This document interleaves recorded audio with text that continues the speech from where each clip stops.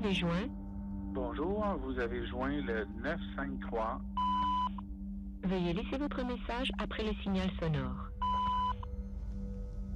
Bonjour, Dr Barrett. Ici Alexandre Taillefer.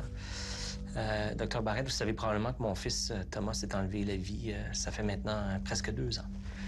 Il avait 14 ans, c'était quelqu'un qui souffrait de cyberdépendance.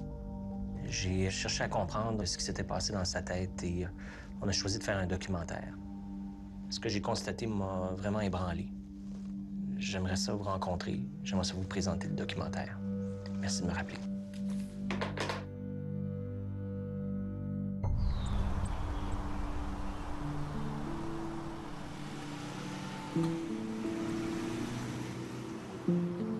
On a déménagé ici. Thomas avait 3 ans et demi. Il s'est enlevé la vie avec 14 ans. Alors, il a passé 11 ans ici. Door unlocked. Please enter.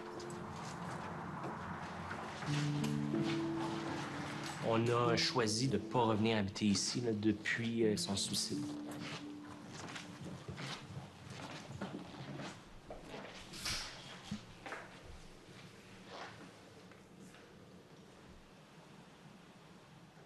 Il a changé de chambre parce que Thomas était près de nous.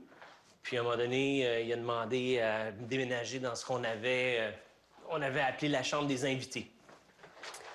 On rentrera pas parce qu'il reste que... il n'y a plus rien. On a tout enlevé. Et ça a été très, très dur. Là. On a enlevé tout ce qu'il y avait dans sa chambre. Donc sa chambre, aujourd'hui, il reste à peu près rien. Et tout ce on a gardé de souvenirs de Thomas, c'est quelques petits objets. On a peut-être une quinzaine d'objets. C'est skate, il faisait il appelait ça des X-sliders. Il était très bon là-dedans. Il se promenait dans la maison avec des espèces de patins spéciaux. Là. Il y avait son ordinateur dans sa chambre. Puis après ça, on a enlevé l'ordi, puis je l'ai descendu en bas. Donc, on était face à face dans le bureau, puis on se séparait un pouf là, gris. Puis on allait passer une petite heure ensemble là, le matin, avant de partir travailler, puis lui d'aller à l'école. Juste le fait qu'on soit un en face de l'autre, puis qu'on ait tous les deux les pieds sur le pouf, ben c'était vraiment... c'était parmi mes plus beaux moments. Thomas, c'était un petit garçon que j'aimais profondément. Et il s'est enlevé la vie en bas dans le bureau.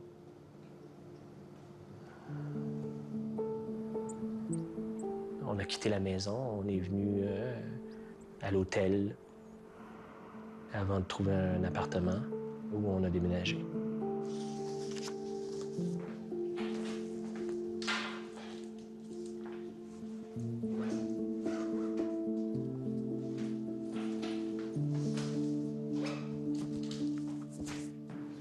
Ça roule les deux caméras. Alexandre, ça va bientôt faire 2 ans que Thomas est décédé.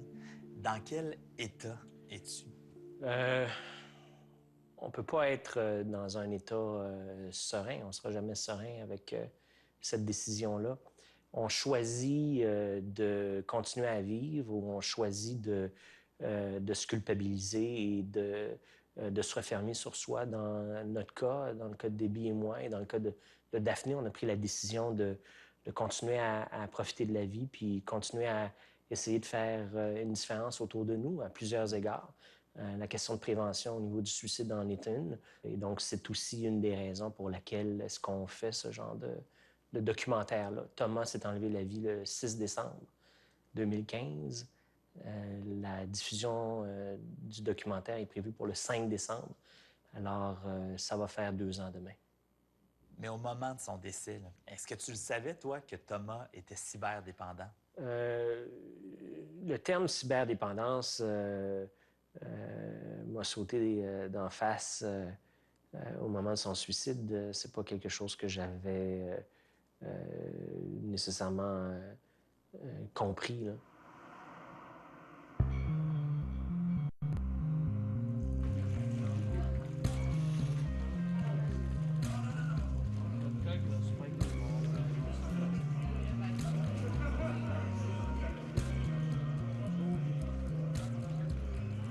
Salut! J'aimerais ça vous prendre 5 minutes de votre temps. Si ça vous gêne pas, je sais que c'est pas facile de laisser tomber le jeu vidéo, là. Qui, ici, joue aux jeux vidéo plus que, disons, 20 heures semaine, levez la main? 20 heures semaine. 20 heures, c'est pas mal tout le monde, hein? Qui va jouer plus que 5 heures par jour, en moyenne? 35 heures semaine. Ouais, ça fait du monde. Qui va jouer, on va y aller là, pour la vraie, là, 50 heures semaine, là? Ouais, quand même. Qui se lève le matin, la première chose qu'il fait, là, c'est d'aller devant un jeu vidéo?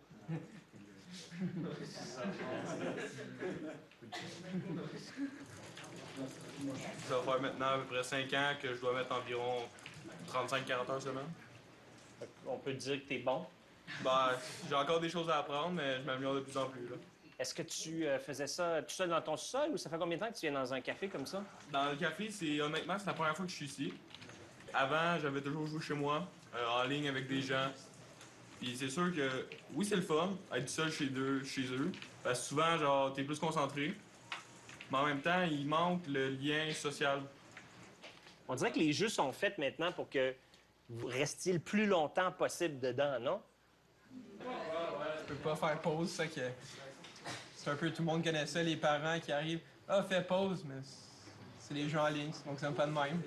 Qui sent que ses parents comprennent pas ce que vous vivez, là? Ben, ils n'arrivent pas à comprendre que ma passion envers ça.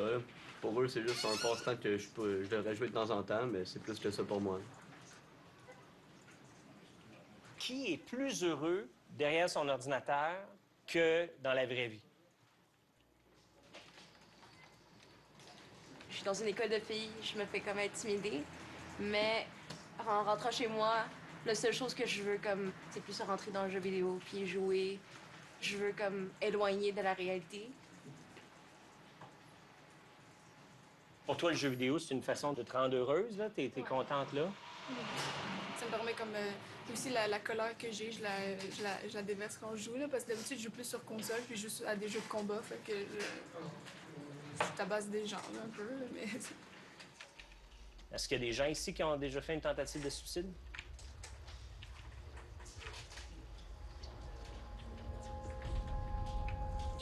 OK, je vais vous demander d'enlever vos écouteurs, je vais vous raconter une histoire.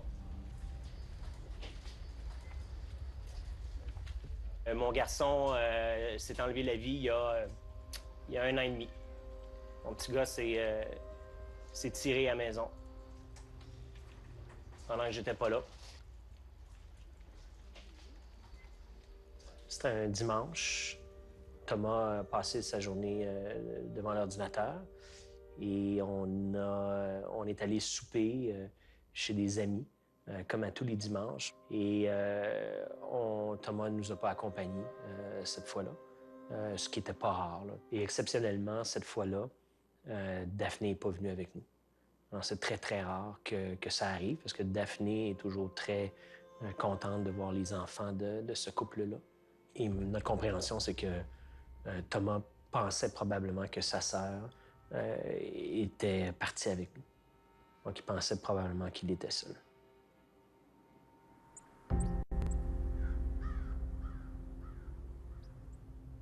J'ai vu Thomas avant de partir. Je suis descendu en bas. Je lui ai flatté la tête. Et on a eu un échange. J'ai dit, tu vas-tu passer ta vie à jouer à des ordinateurs, à des jeux? Et il m'a dit oui, puis il n'était pas content que je lui pose cette question-là. Alors, ça a été une réaction défensive de sa part, puis une réponse un peu agressive. Naturellement, comme c'est la dernière fois que je lui ai parlé, c'est quelque chose qui va me rester en tête toute ma vie. On pense que le geste... En fait, on sait aujourd'hui parce qu'il a mis une photo de la balle qu'il a utilisée pour se suicider. Il a mis une photo de cette balle-là probablement autour de 3h30, 4h l'après-midi, c'est-à-dire pendant qu'on était encore à la maison. Et son geste était donc... Sa décision était prise. Il avait choisi de se suicider ce jour-là. Et là, vous êtes chez les amis, vous êtes en train de souper. Le téléphone sonne. Le téléphone sonne, c'est ma fille qui dit à Debbie quelque chose, je pense que c'était un peu difficile à comprendre. Et là, les policiers ont pris le téléphone et ont dit à Debbie de revenir à la maison immédiatement. Là, on a eu toutes sortes de pensées jusqu'à ce qu'on tourne le coin de rue et qu'on voit devant la maison 3 ambulances puis 5 voitures de police. Et à partir de ce moment-là, ben, ça faisait pas de doute dans notre esprit qu'il s'était passé quelque chose de grave.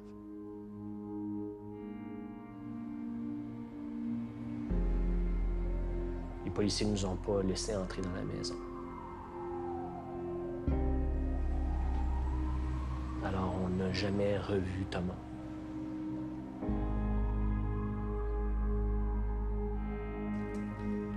Mon petit gars avait 14 ans. Pas bien vieux, hein? 14 ans. Le suicide, c'est quelque chose qui est très tabou, là. Alors, si vous avez levé la main de façon consciente, c'est parce que c'est une situation qui est sérieuse, là. Et s'il y en a 4 qui ont levé la main, c'est parce qu'il y en a peut-être un peu plus qui y songent, là. Pour ceux qui sont prêts à en discuter avec moi, ce que j'essaie de faire, c'est de comprendre ce qui s'est passé dans la tête de mon fils. J'essaie de comprendre comment est-ce qu'on est en mesure de mettre en place des solutions pour que ça arrive moins. Si jamais ça vous dit, je vais vous attendre dehors, puis on va partir dans 2 minutes. OK?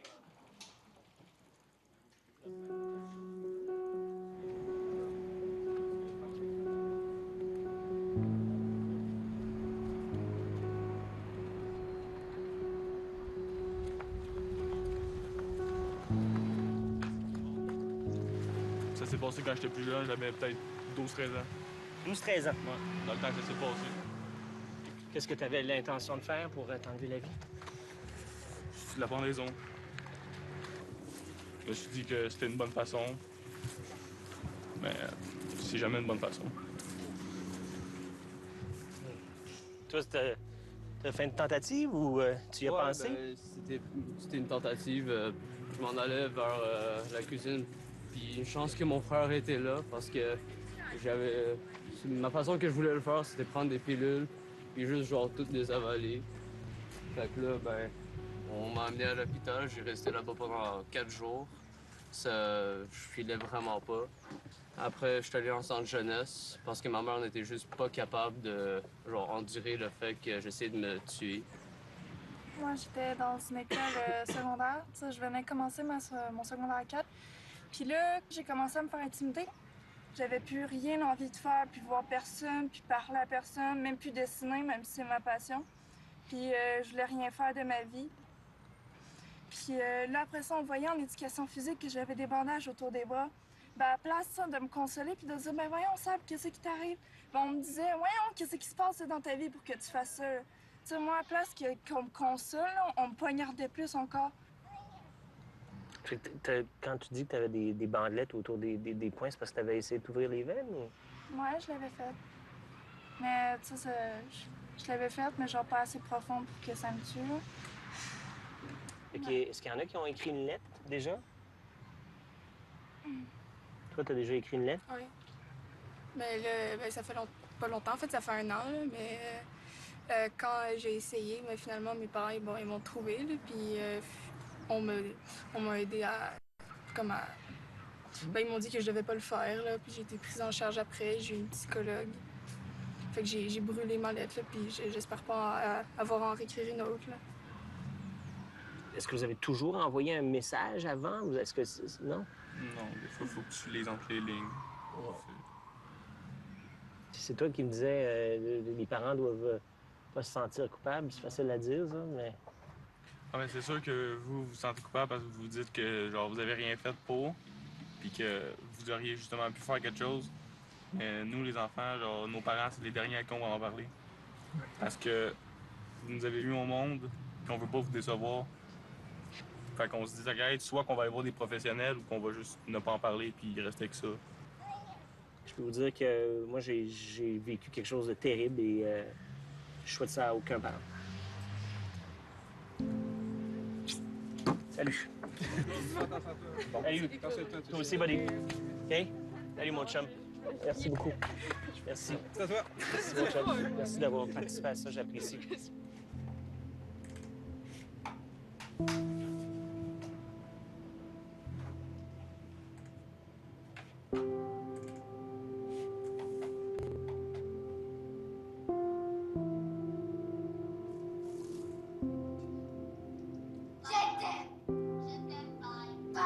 Qu'est-ce que vous allez faire, là? Ah ouais, puis montre à maman ton tape, là. Ouais, OK. Puis qu'est-ce qu'on a fait ce matin? Est-ce qu'on a rempli tous les documents pour aller chercher des livres? Ouais, pas pour la bibliothèque. On a fait le restauratif, c'est ça, tu cherches.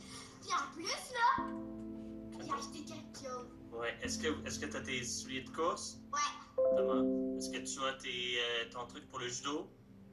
As-tu tous tes devoirs, Daphné? Donc, tout le monde a tout? Allez, je vous laisse. Allez, hop!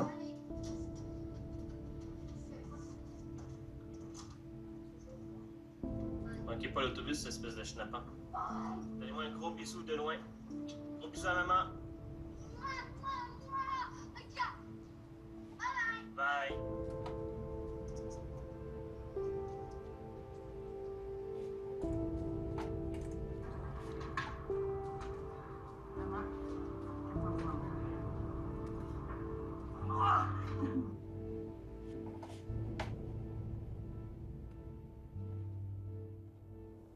Est-ce que tu as de la colère envers lui? Pas du tout. Non. J'ai beaucoup plus de tristesse, j'ai beaucoup plus de... Pour que Thomas ait choisi de faire ce geste-là, Thomas devait souffrir énormément. La décision c'est une décision qui est permanente. Je ne reverrai jamais mon fils. Et il n'y a rien que je peux faire pour changer ça. Est-ce qu'il vous a laissé un mot, une explication? Thomas n'a rien laissé.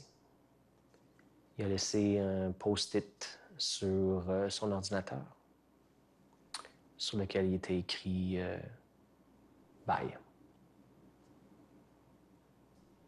Puis vous l'avez perçu comment, ce geste-là? Parce que c'était choisi de laisser qu'un mot.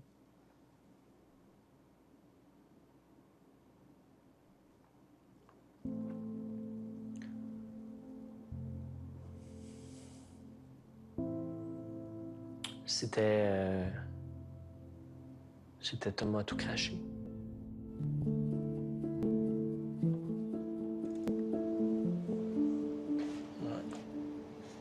Tu vois, c'est ça. C'est la seule chose qu'il nous a laissé.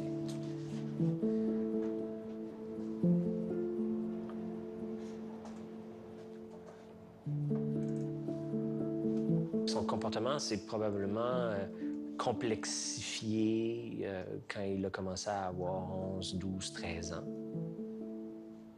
L'ordinateur devenait le centre de sa vie. C'était très difficile de lui faire faire autre chose. Belle petite photo de Thomas, ça. Ça m'est arrivé de l'attraper à jouer à 1h du matin, à 2h du matin. C'est quelqu'un qui performait bien dans les jeux vidéo. Donc, c'était un endroit où il rayonnait. C'était un endroit où les gens reconnaissaient quelqu'un de doué, quelqu'un avec un talent.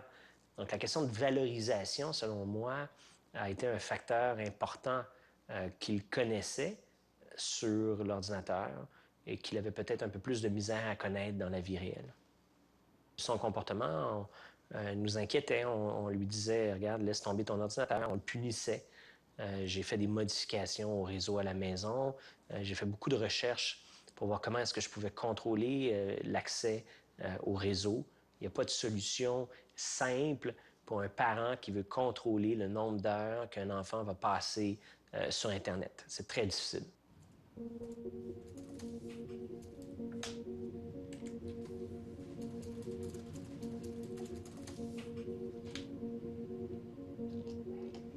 Je vois là une dizaine de jugements dans lesquels l'ordinateur aujourd'hui est au centre de l'intervention qu'a dû faire soit une famille, soit des policiers.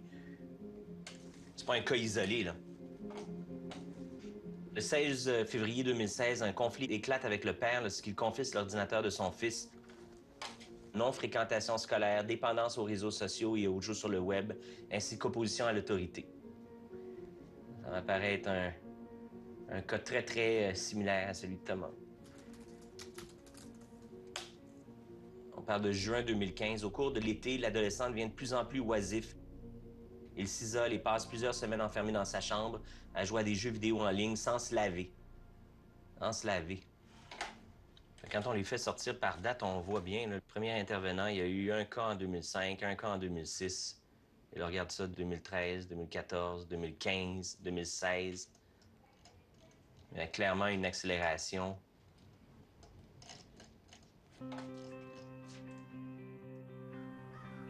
Je suis allé rencontrer les parents qui ont un fils cyberdépendant. Annick et Jean-François ont accepté de me raconter leur histoire. La cyberdépendance est un phénomène qui prend beaucoup d'ampleur. Il existe aujourd'hui des centres pour traiter les adolescents qui souffrent de cette problématique. Loïc, le fils d'Annick et de Jean-François, suit une thérapie dans un de ces centres. On n'a pas fait la démarche que vous avez faite, Thomas ne l'a pas fait, de toute évidence. Probablement parce qu'on n'était pas conscient du haut niveau de risque relié à ça. C'est pareil pour nous. C'était des jeux stratégie qui faisaient beaucoup de recherches sur Internet. On était là, ben, il est à la maison, il fait pas de drogue, il fait pas d'alcool. Mais on est correct. Mais de plus en plus, il était tellement pris dans son jeu qu'il faisait même plus d'activité avec nous. Il disconnectait vraiment de la vraie vie extérieure. J'étais rentrée dans sa chambre, puis pas capable de le lever. Puis là, à ce moment-là, toutes les technologies étaient enlevées, là. Tout était confisqué. Mais il voulait pas se lever, il voulait pas... Puis encore là, tu sais, je m'étais... Il mange pas bien, perdu du poids. Il a de la misère à garder son hygiène comme il faut. Tout le reste. Comment je me sens triste? Je suis triste, maman. Ça nous a fait extrêmement peur. On planifiait nos journées, c'est qui reste à la maison. On travaillait de la maison rien que pour surveiller Loïc. Puis j'ai demandé s'il y avait des idées noires. Puis je pense qu'il a dit oui ou peut-être ou quelque chose comme ça. On s'en va à l'urgence. Viens-t'en. Il a dit les bonnes choses. Merci beaucoup. Merci. C'est en amenant leur fils à l'urgence qu'Annick et Jean-François ont appris l'existence du centre Le Grand Chemin. Ce centre traite des adolescents aux prises avec des dépendances de toutes sortes, drogue, alcool et maintenant, l'Internet et les jeux vidéo. Je suis allé rencontrer leur fils Loïc à sa dernière journée de thérapie. Bonjour, M. Taillefer. Ça va bien? Oui, bienvenue au Grand Chemin. Je viens voir Loïc. Rencontrer Loïc. Oui. Qu'est-ce qui fait qu'un ado comme Loïc devient cyberdépendant? Est-ce qu'on a identifié c'est quoi le pattern? Un adolescent cyberdépendant, c'est quelqu'un qui s'est réfugié dans le monde d'Internet, qui investit son énergie en ligne, puis qui délaisse les activités hors ligne. Donc, cet adolescent-là, il va passer de plus en plus de temps sur son jeu. Et il va se bâtir un avatar qui va être la projection de la perception qu'il a de lui-même, qui va devenir sa source de valorisation. Et plus ma valorisation va être centrée sur le jeu, mais moins j'ai confiance à ma capacité de faire face au monde hors ligne, moins le monde hors ligne devient un intérêt. Et les problèmes, ils vont grandir avec le temps, jusqu'à ce que je me sente complètement incapable d'y faire face. Et là, les éléments dépressifs qui peuvent aller jusqu'aux idéations suicidaires et au suicide. Nous, on a vu des adolescents qui passaient plus de 80 à 100 heures semaine sur un ordinateur. Des journées entières.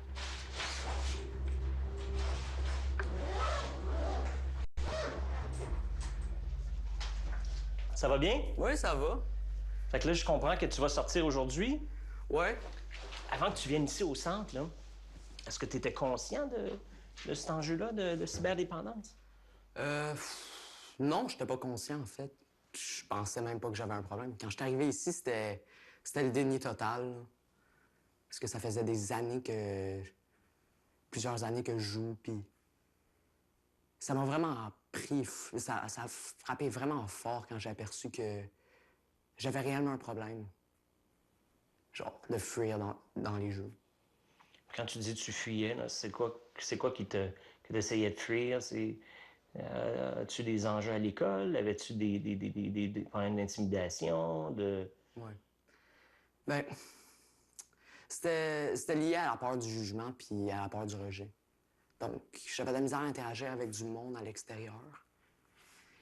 Donc, c'est pour ça que je m'en allais, genre, jouer. Parce que je pouvais interagir socialement, puis il y avait un mur qui me défendait contre ça. Je me sentais important. Qu'est-ce que je pouvais pas vraiment sentir dans la société comme au secondaire, vu que je me sentais pas bien avec moi-même.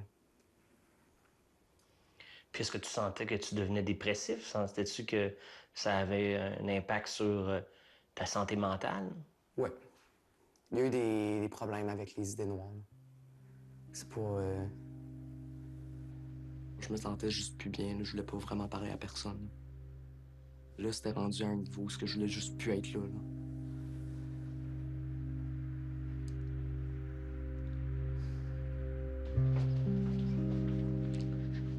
Coupé d'Internet, des jeux vidéo et du monde extérieur, Loïc termine aujourd'hui une thérapie qui aura duré au total 2 mois.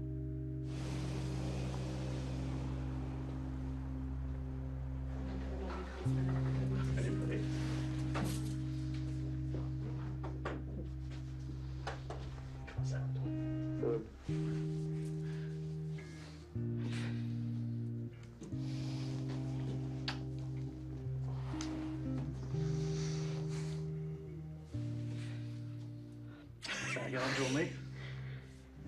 Ouais. On est fiers. Bienvenue à la cérémonie de départ de Loïc. Premièrement, ben, tu peux être fier du chemin que tu as fait ici.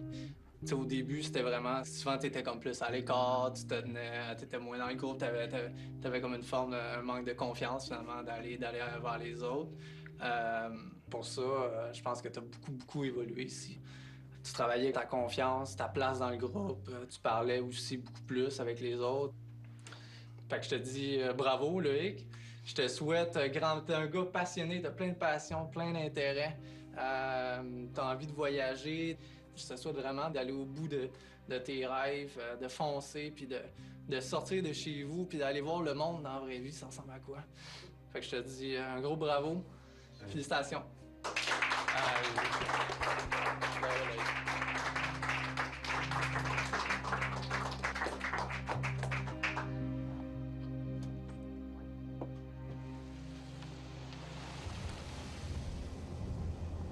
Je suis sûr que tes sœurs vont être contentes de te voir. Ah, j'ai hâte de les revoir. La famille va être complète. Il manquait quelqu'un à table.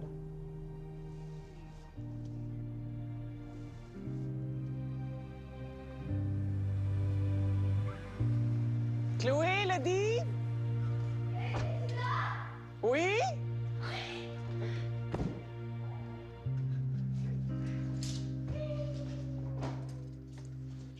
Loïc is back.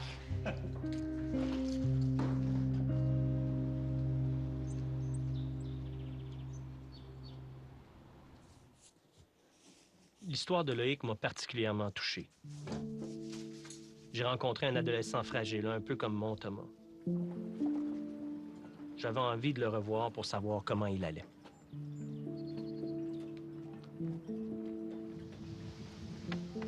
Thomas a envoyé un message à un des gars qui est les plus connus sur Twitch, un appel à l'aide, là, où il expliquait clairement qu'il avait l'intention de se suicider. Pendant 6 mois, on n'a pas su qu'il avait ces intentions-là. Toi, tu avais écrit une lettre, puis ça a déclenché tout un processus. Là. Ils t'ont amené à Sainte-Justine, tu es allé voir des spécialistes en... Ouais, j'étais juste plus capable. C'était comme... Il y avait quelque chose que j'étais en train de vivre, là, que je n'étais pas capable de me débarrasser. Je sais que c'est quelque chose de très difficile. Ouais. Est-ce que tu me permettrais de la lire? Oui.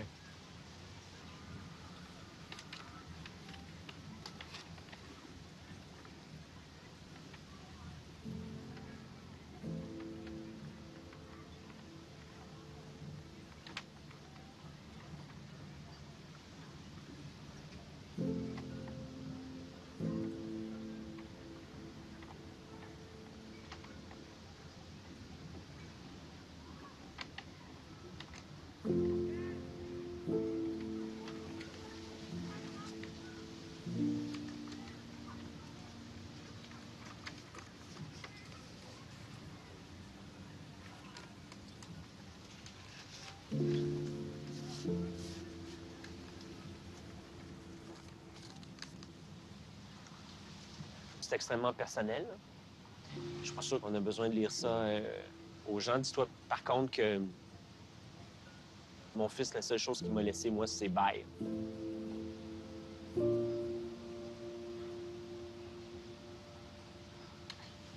Il m'a jamais dit, avant de partir, comme tu le fais dans cette lettre-là, que t'aimes tes parents. Je pense que ce qui est important de comprendre, c'est que tu dis dans cette lettre-là que tu sens que t'es un poids. Je pense que la chose la plus importante qu'il faut que tu te souviennes, là, Loïc, c'est que c'est tout à fait l'inverse.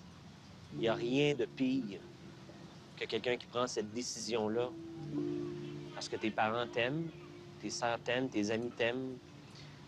Je pense que ça plane encore en haut de toi, là, encore aujourd'hui. Là. C'est dur de s'en séparer quand je ressens de la culpabilité pour presque tout. Là.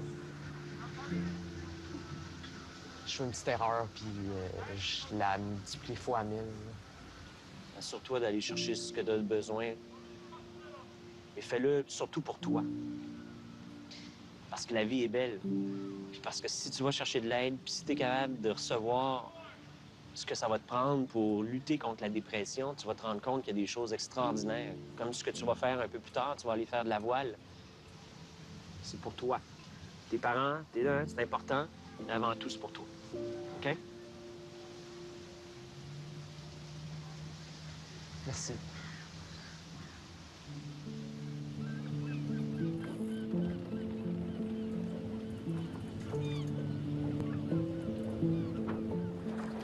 Deux semaines plus tard, Loïc m'a contacté pour obtenir les coordonnées d'un psychiatre et pour commencer une thérapie.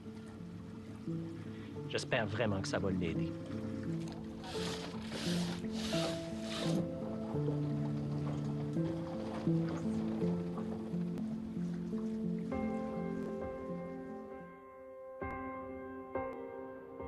Thomas, à une reprise ou deux reprises, a eu un comportement très bizarre, presque psychotique. Et Debbie a dû appeler l'ambulance. Elle était inquiète et elle a voulu l'amener voir un psychiatre à l'urgence. Ça a été très difficile. Thomas ne voulait pas coopérer et ça a nécessité une intervention assez musclée. La psychiatre n'était pas disponible parce que c'est arrivé en fin de journée. On a dit à Debbie que Thomas pouvait revenir le lendemain. Elle a dit, pas question que je le ramène le lendemain. Ça a été assez difficile de l'amener là. Alors, ils l'ont gardé sous observation dans une chambre qui est dédiée à la psychiatrie.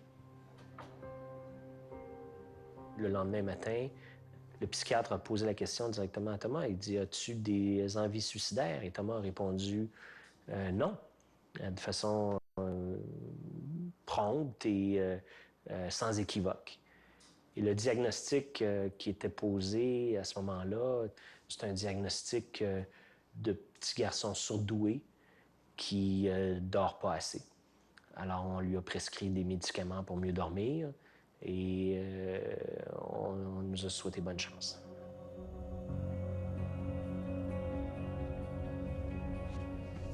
Chaque fois qu'il y a mort violente au Québec, il y a nécessité de faire un rapport du coroner. Donc, effectivement, il y a un rapport qui a été fait. Il y a une enquête qui a eu lieu. Il y a eu des conversations qui ont eu lieu avec Les différents intervenants, les psychologues qui ont rencontré Thomas, l'idée pour eux, c'est de comprendre la suite des événements puis ce qui a pu entraîner le suicide de Thomas.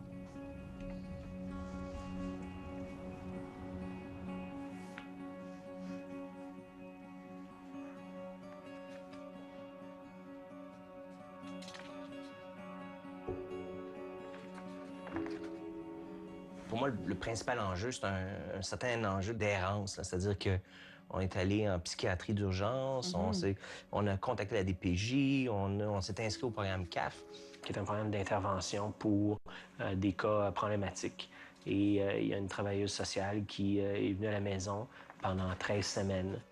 On ne nous a pas du tout parlé de possibilités de suicide ou ça avait été clairement établi qu'on devait aller consulter, aller rencontrer des spécialistes. On l'aurait fait immédiatement. Là. Bien, en fait, si je vois le timeline, là, on assigne une psychologue au mois de septembre, puis il y a un premier contact qui est pris 2 mois plus tard pour une visite qui a eu lieu au mois de juin. Donc ça, pour moi, on est juin, juillet, août, septembre, octobre, novembre. On est 6 mois avant de voir un psychologue. Ça n'a pas de sens. Malheureusement, c'est le reflet de ce qui se passe dans le système de santé. Là. Les gens n'ont pas accès.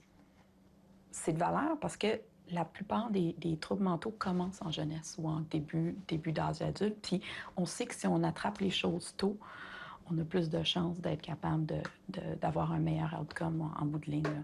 Est-ce que vous voyez aujourd'hui que c'est une priorité pour le gouvernement? Est-ce qu'on prend ça au sérieux? Bien, je peux vous dire, j'ai pété une coche à un moment donné. Ils ont voulu nous couper les boîtes de Kleenex. Vous voyez, on n'a pas des boîtes de Kleenex particulièrement luxueuses. Là, c'est une simple épaisseur. Là. Ici, il n'y a pas de luxe. C'est ça. Ça doit coûter 13 cents la boîte, là, à un moment donné.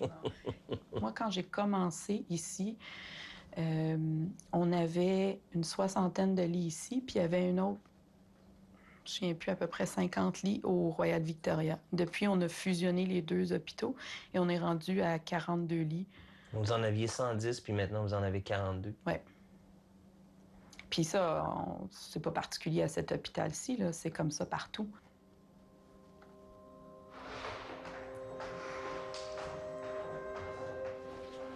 Ça, cette unité-là, la moitié devait être l'urgence psy, puis l'autre moitié devait être une unité d'intervention brève avec une équipe de crise spécialisée justement pour gérer les crises, un petit peu comme votre fils aurait eu.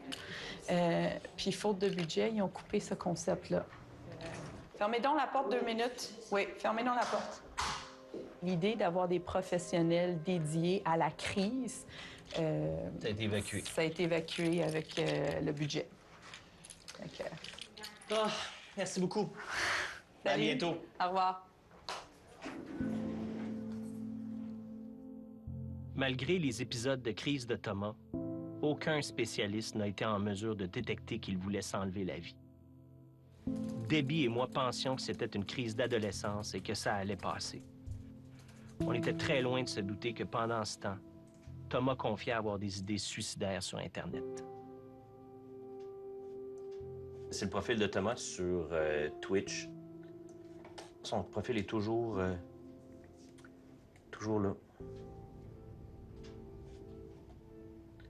Ça m'arrive une fois de temps en temps de chercher l'acronyme de mon fils qui était That Guy from TV. Je sais pas pourquoi mon fils a pris cet acronyme-là, mais j'imagine que ça a peut-être à voir avec le fait que son père était à la télévision. Twitch, c'est une plateforme où les gens qui jouent à des jeux vidéo sont en mesure d'envoyer sur Internet les images du jeu vidéo dans lequel ils sont en train de jouer. La plateforme fonctionne, les gens peuvent faire des donations, puis quand tu fais des dons, tu vas avoir ton message qui peut apparaître sur la plateforme. Thomas a fait une donation à un des gars les plus connus sur Twitch. Il a répliqué « Merci Thomas, dorénavant, t'es mon ami, puis tu peux m'appeler n'importe quand, voici mon numéro de téléphone. » Alors, un message vraiment personnalisé, puis Thomas a pris ça comme du cash, là. Et il a répondu avec un message extrêmement troublant. La vie est difficile pour moi. Je n'ai pas beaucoup d'amis et personne à qui parler de mes nombreux problèmes. J'ai des idées suicidaires depuis l'âge de 10 ans. En tout cas, je t'écris parce que depuis que je t'ai découvert, ma vie va mieux. Même quand j'ai des mauvaises journées, tu réussis à me faire sourire. Merci. Thomas. Cette personne n'a jamais répondu. Le jour de son suicide, Thomas a envoyé des messages extrêmement précis sur Twitch. Je ne suis plus capable, je joue 60 heures, j'en ai assez, je vais mettre une fin à tout ça. Puis autour de 20 heures ce soir-là, Thomas s'est enlevé la vie. J'ai essayé de contacter Twitch, je continue à essayer de contacter Twitch. J'essaie aujourd'hui d'avoir une approche de conciliation, j'essaie d'avoir une approche constructive avec eux. Ça m'est beaucoup venu de Debbie, qui n'a pas voulu que la lettre initiale que j'ai fait préparer par mes avocats leur soit envoyée. Debbie voulait rien savoir qu'on parte en guerre contre Twitch. On December 6, 2015, between 4 p.m. and 7 p.m., he posted 3 different messages on one of your channels. We considered that Twitch and Amazon have been grossly negligent. Had we known this information, had we known that Thomas was reaching out for help, we might have been able to intervene to save him. Thomas might still be here with us getting the help we did not know he needed. Help you knew or could have known he needed.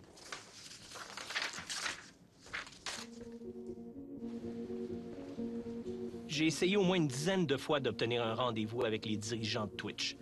Ils ont toujours refusé de me rencontrer. J'ai décidé alors de prendre les choses en main en réunissant des gens des technologies et de la prévention du suicide afin de développer une solution qui permettra de détecter les idées suicidaires en ligne. Merci de faire ça pour moi. On va faire un petit test, là.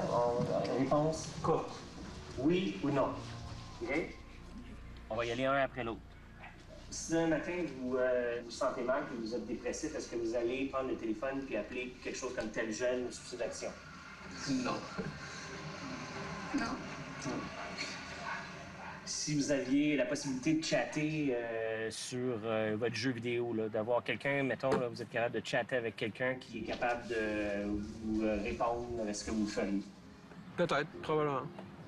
Peut-être, ouais. Ouais, probablement. Ouais.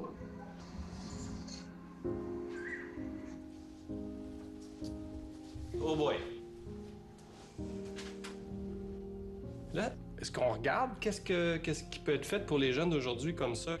Y a-t-il quelque chose que vous regardez de ce côté? À ce stade-ci, là, s'il y a un endroit où on peut agir au Québec et où on est significativement en retard, c'est toute la question de l'utilisation des nouvelles technologies pour faire de la prévention du suicide. Les gens utilisent Internet pour exprimer leurs idées suicidaires. Donc, comment qu'on fait pour être en mesure de mieux repérer ces personnes-là? Des organismes comme le vôtre, vous n'avez pas des équipes nécessairement de technologues. Puis des fois, ça peut prendre, à cause de ça peut prendre encore plus longtemps. Le message qu'on veut livrer aujourd'hui, c'est que la communauté tech à Montréal sont là, sont prêts à aider. Puis si vous nous emmenez avec un défi qui est réalisable, on va s'attaquer au problème, puis on est là pour contribuer puis aider. On peut amener 100 développeurs, designers, etc. Puis on essaie d'approcher la problématique de différents niveaux. On peut avoir juste 4-5 prototypes. Je pense que c'est très faisable.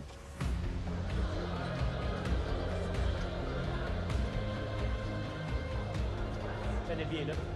Allô, Deb. Ça va? Je vous présente M. Alexandre Paglan. Bien. Merci beaucoup. Il faut qu'on réfléchisse à comment est-ce qu'on peut aider ces jeunes-là aujourd'hui qui sont en ligne, comment est-ce qu'on peut intervenir rapidement.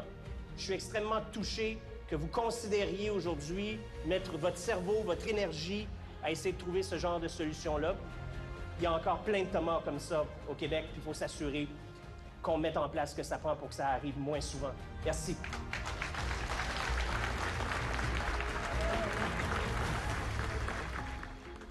Suite au coopératon, d'autres acteurs du milieu scolaire et des milieux technologiques se sont greffés au groupe que nous avons formé. Une solution a été développée en quelques semaines et c'est au collège que fréquentait Thomas qu'elle sera d'abord implantée. Bonjour.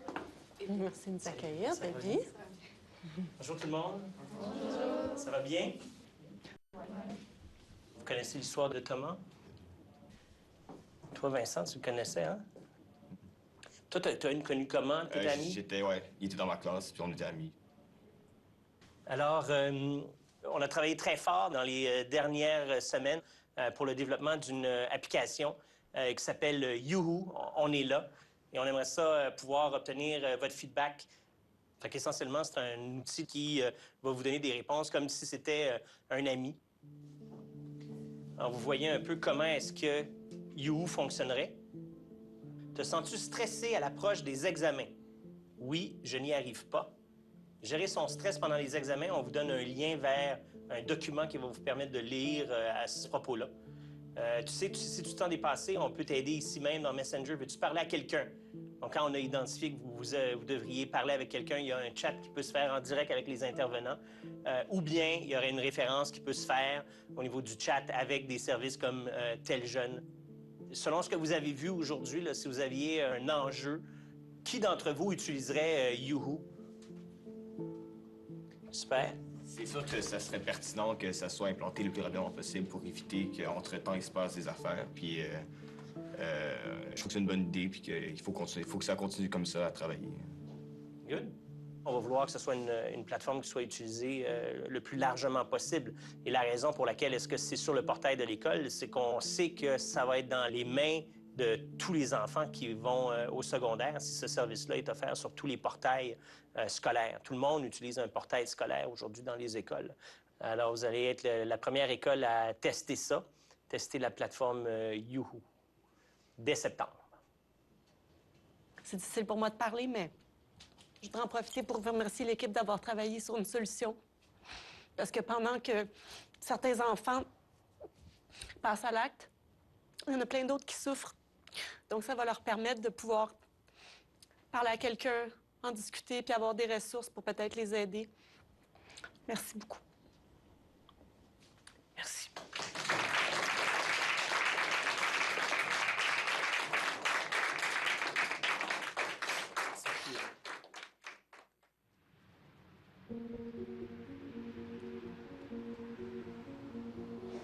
Monsieur le ministre.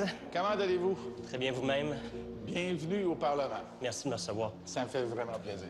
C'est bien gentil. Monsieur le ministre, on a travaillé assez fort. Ça fait 6 mois maintenant qu'on travaille sur ce documentaire-là. On a rencontré beaucoup de monde, beaucoup d'intervenants, beaucoup de jeunes, des jeunes qui souffrent de cyberdépendance. Okay. Alors, ce que je pensais faire, c'est vous présenter quelques extraits. Il s'est enlevé la vie avec 14 ans. Alors, il a passé 11 ans ici. On a choisi de ne pas revenir habiter ici là, depuis son suicide. Qui va jouer, on va y aller là, pour la vraie, là, 50 heures semaine? Là. Est-ce qu'il y a des gens ici qui ont déjà fait une tentative de suicide? OK. Je vais vous demander d'enlever vos écouteurs, je vais vous raconter une histoire.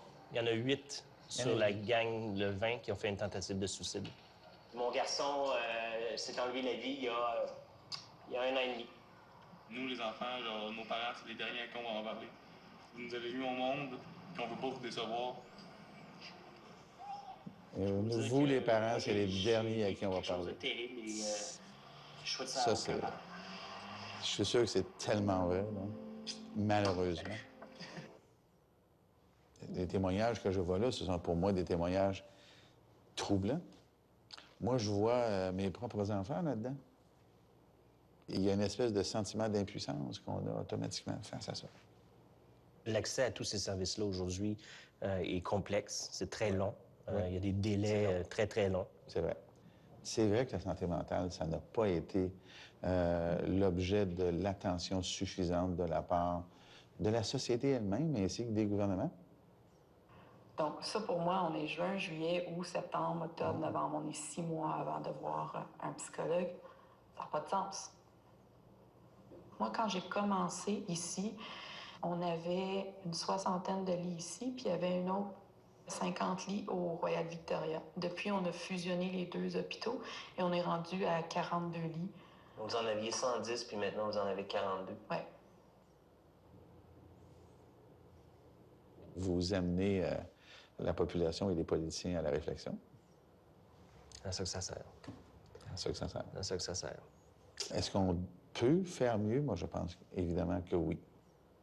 C'est une évidence, là. C'est clair qu'il y a des investissements additionnels à faire. À mon avis, c'est clair, ça. Moi, ma réflexion, elle est pas mal faite. Naturellement, ce qu'on a besoin de voir, c'est qu'on est capable aujourd'hui d'améliorer les choses. Puis la conversation que j'ai eue avec vous m'encourage énormément par rapport à ça. Merci à vous. Merci. Au revoir. Quand Thomas est parti, ça a été clair pour moi que je devais mener un combat pour s'assurer que les histoires comme la mienne finissent pas toujours mal. Ce documentaire-là, je l'ai fait pour Thomas. Je l'ai fait pour tous les autres Thomas du monde. La fin du documentaire ce soir, c'est juste le début. C'est le début, on l'espère, d'une nouvelle façon de voir les problèmes de santé mentale au Québec, d'y attribuer l'énergie et les ressources requises et de changer les choses.